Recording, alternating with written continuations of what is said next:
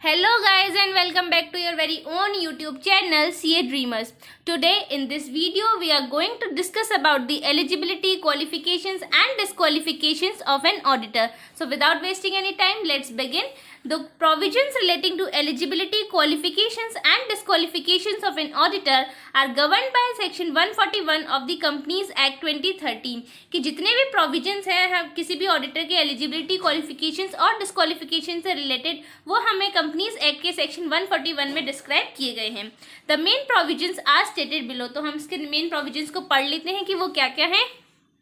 A person shall be eligible for appointment as an auditor. कोई भी person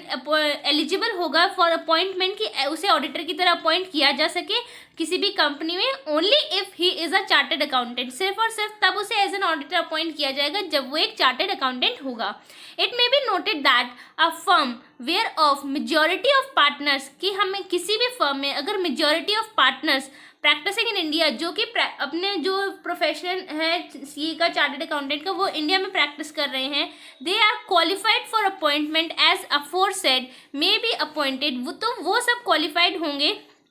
as an auditor के लिए as an auditor appoint होने के लिए as aforesaid may be appointed by its firm name to be auditor of a company. लेकिन वो उस केस में वो एज एन इंडिविजुअल और एज अ ऑडिटर अपॉइंट नहीं होंगे. उस केस में वो as an audit firm appoint किए जाएंगे एज अ ऑडिटर किसी भी कंपनी में.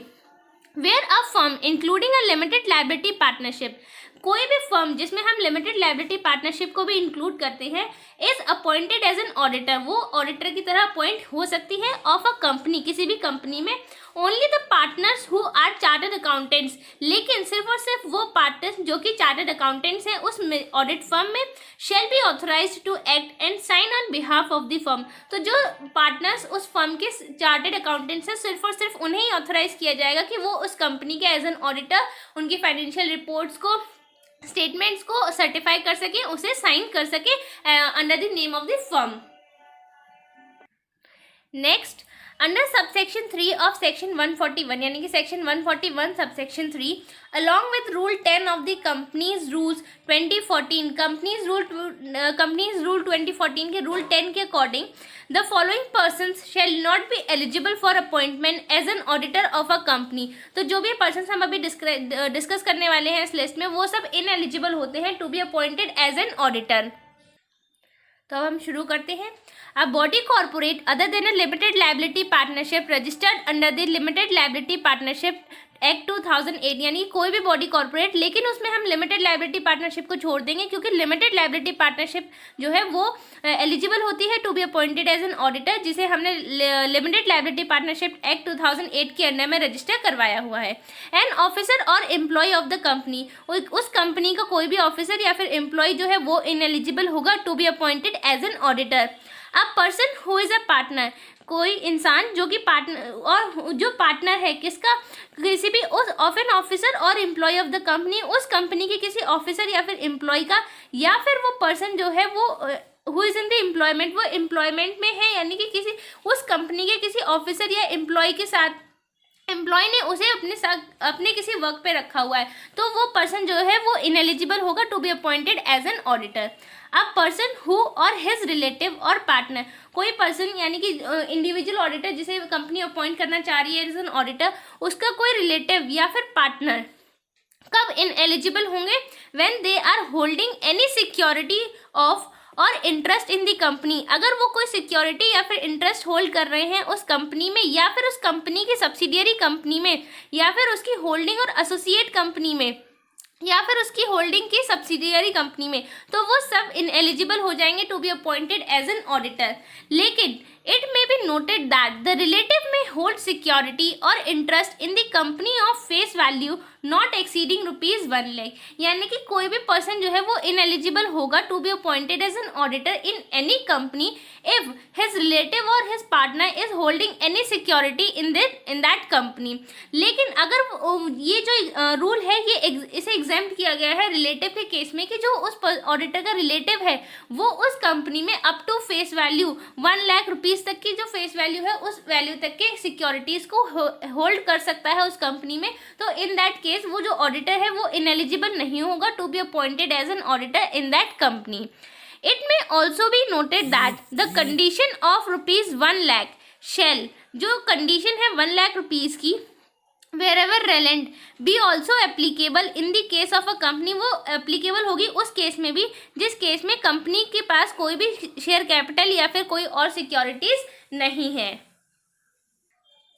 तो इसका मतलब क्या हुआ कि कोई भी पर्सन जो है और वो इनएलिजिबल होगा to be appointed as an auditor अगर उसने या फिर उसकी किसी रिलेटिव ने या पार्टनर ने सिक्योरिटीज होल्ड कर रखी हैं उस कंपनी में। लेकिन अगर उसके रिलेटिव ने अप टू ₹1 लाख की जो फेस वैल्यू है उतनी 1 लाख तक की ही सिक्योरिटीज को होल्ड किया हुआ है तो वो जो ऑडिटर है वो एलिजिबल होगा to be appointed as an auditor in that company. अब आगे देखते हैं। स्टूडेंट्स में also note that in the event of acquiring any security or interest by a relative, in case अगर जो ऑडिटर का रिलेटिव है उसने कोई सिक्योरिटी या फिर इंटरेस्ट एक्वायर कर रखा है उस कंपनी में above the threshold prescribed 1 lakh rupees की जो फेस वैल्यू है उससे ज़्यादा की सिक्योरिटीज उस रिलेटिव ने होल्ड कर रखी हैं उस कंपनी में, the corrective action to maintain the limits, जो करेक्टिव एक्शंस हैं अपनी लिमिट्स को मेंटेन करने के लिए जो 1 लाख की लिमिट है उसे मेंटेन करने के लिए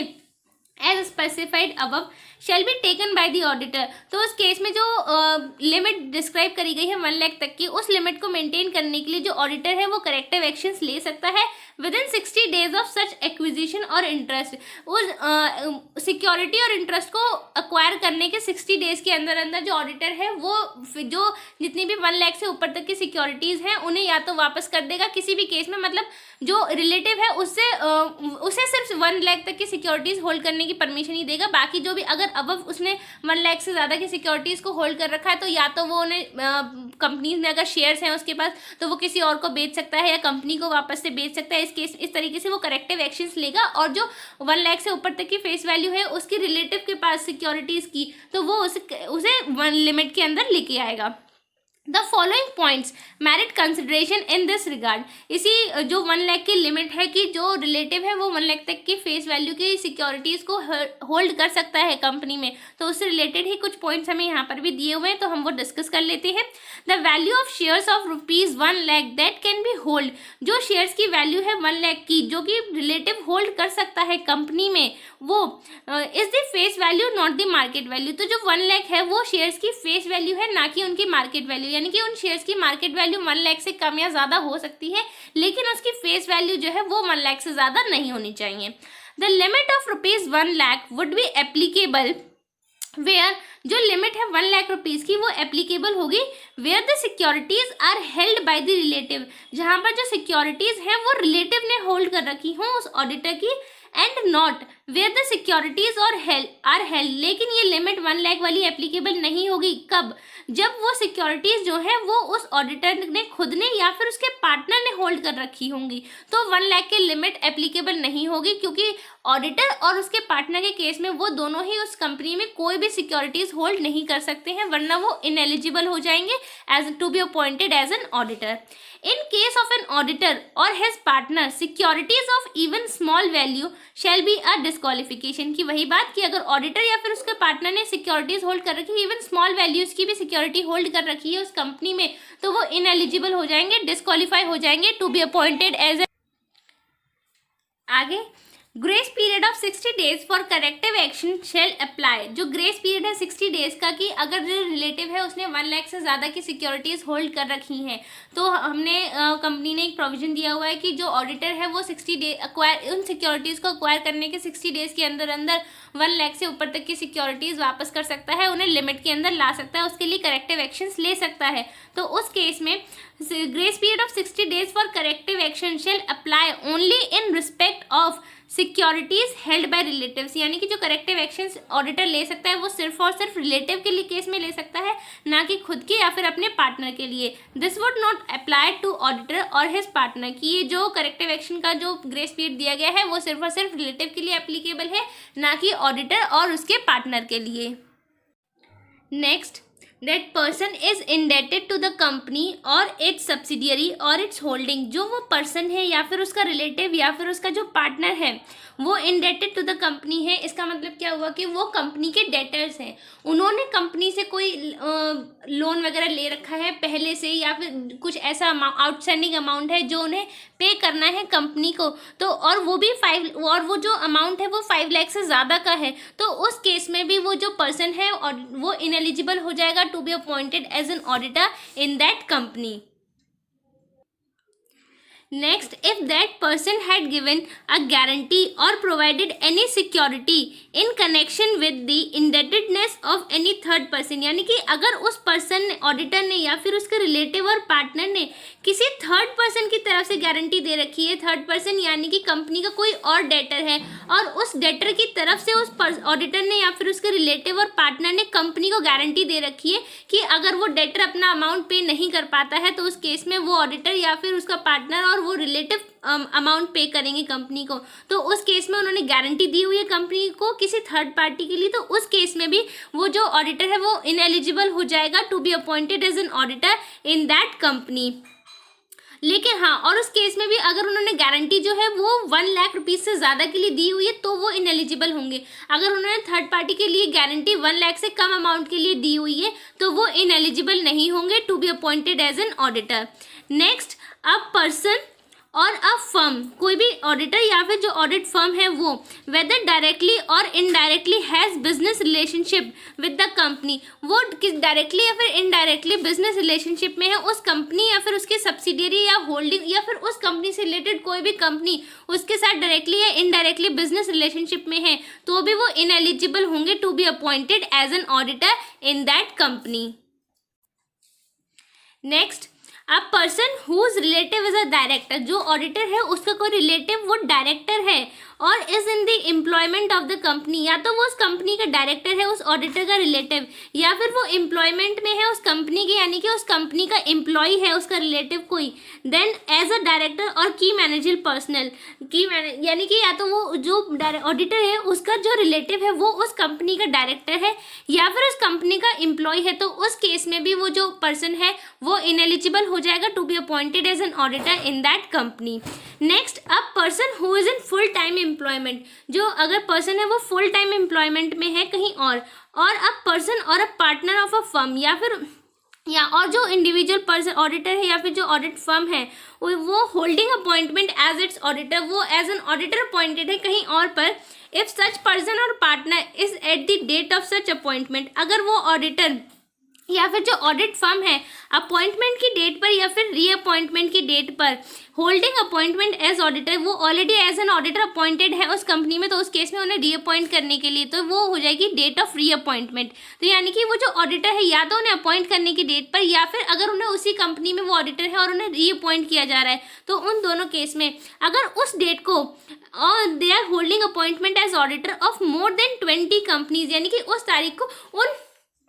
उस ऑडिटर या फिर ऑडिट फर्म के पास ऑलरेडी 20 कंपनीज का ऑडिट अपॉइंटमेंट है, तो उस केस में भी वो इनएलिजिबल हो जाएंगे to be appointed as an auditor. और उस 20 कंपनीज में हम कौन कौन सी कंपनीज को इंक्लूड नहीं करेंगे तो हम वो भी देख लेते हैं। 20 companies other than 1% company, dormant companies, small companies and private companies having paid up share capital less than 100 crore rupees, यानी कि अगर उनके पास 20 कंपनीज का ऑडिट पहले से ही है डेट ऑफ अपॉइंटमेंट के दिन और उसमें भी उसके पास 1% कंपनी का अपॉइंटमेंट नहीं है, डॉर्मेंट कंपनीज का नहीं है, स्मॉल कंपनीज का नहीं है और प्राइवेट कंपनीज का नहीं है, जिसकी paid up share capital 100 crore rupees से कम है, तो उस केस में भी वो जो ऑडिटर है वो इनएलिजिबल हो जाएगा to be appointed as an auditor. Next, a person who has been convicted by a court of an offense involving fraud, यानी कि वो जो ऑडिटर है वो किसी फ्रॉड के केस में इन्वॉल्व हुआ था और उसके ऊपर केस चला था कोर्ट में, and a period of involving fraud and a period of 10 years has not elapsed from the date of such conviction, लेकिन अब वो जो ऑडिटर है वो उस केस से फ्री हो चुका है, उसके ऊपर से सारे जो भी चार्जेस लगे हुए थे वो हट चुके हैं, लेकिन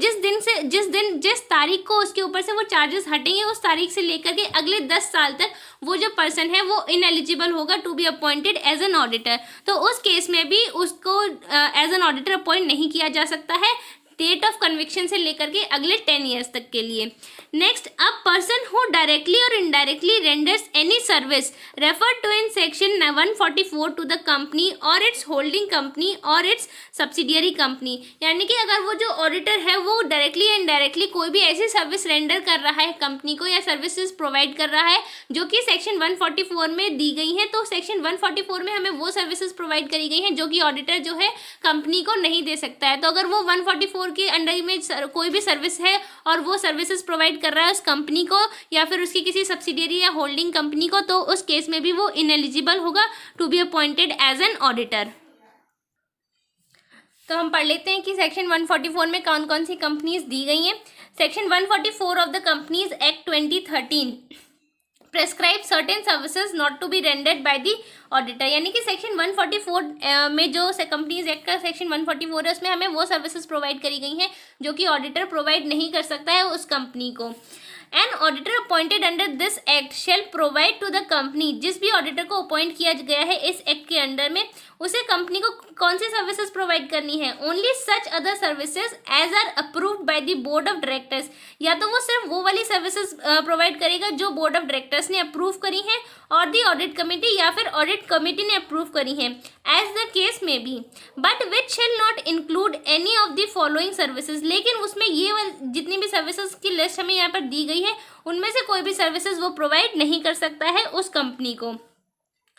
तो हम ये कंपनी एज द केस में भी but which shall not include any of the following services. तो हम अब सर्विसेज के नेम्स पढ़ लेते हैं कि कौन कौन सी सर्विसेज उस ऑडिटर को कंपनी को प्रोवाइड नहीं करनी है। तो वो है accounting and book keeping services, internal audit, design and implementation of any financial information system, actuarial services, investment advisory services, investment banking services, rendering of outsourced financial services, management services and any other kind of services as may be prescribed, यानी कि ये 9 services दी गई हैं जो कि किसी भी auditor को उस कंपनी को नहीं देनी होती हैं। तो ये लिस्ट हमें ऐसी की ऐसी ही याद करनी होगी।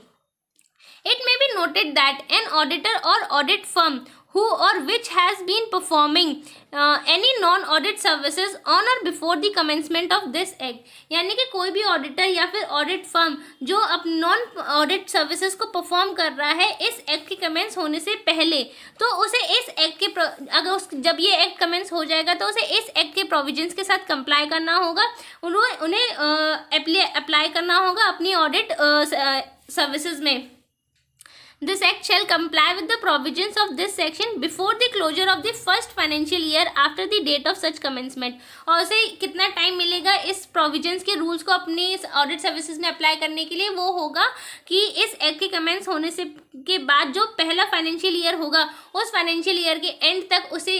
उस एक्ट के सारे प्रोविजंस को अपनी ऑडिट सर्विसेज में अप्लाई करना होगा। तो ये थे हमारे सेक्शन 141 में जो कि हमने डिस्कस किया about the eligibility, qualifications and disqualifications of the auditor. तो हम इसके बाद बाकी का जो नेक्स्ट टॉपिक होगा हम अपनी नेक्स्ट वीडियो में डिस्कस करेंगे। So till then thank you, and if you are having any doubt then please let me know in the comment section.